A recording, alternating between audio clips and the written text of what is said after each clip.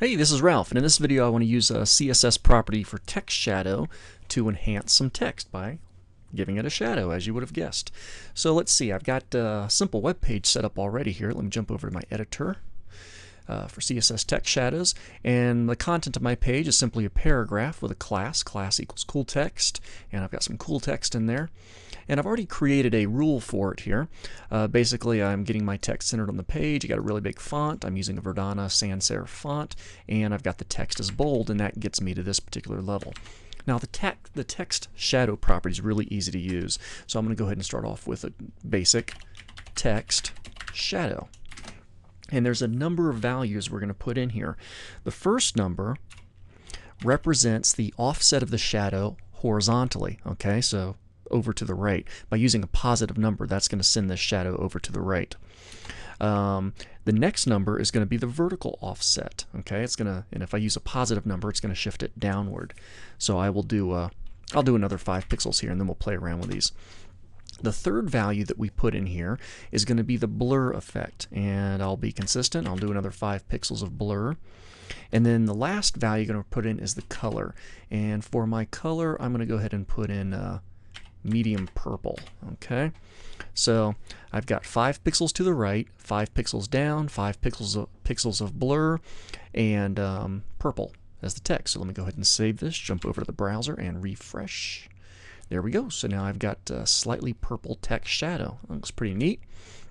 Now, if I increase the blur, check this out. If I go from 5 to 25 pixels, very hazy effect.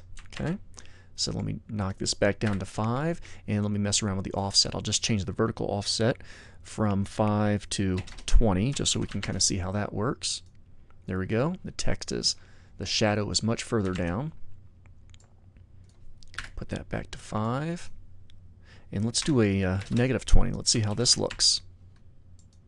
There we go. So text shadow going to the left. So if you want to go to the right, it's a positive. If you want to go to the left, it's a negative. If you want to go down, it's a positive. If you want to go up, it's a negative. Okay. The amount of blur, and certainly the color. Okay, now that we can do that, let's try some other stuff here. What if I go through and I make the color of my actual text the same color as the background of the page, which in this case happens to be white. So basically now I've got, oh, there we go, I've got white text with a purple shadow.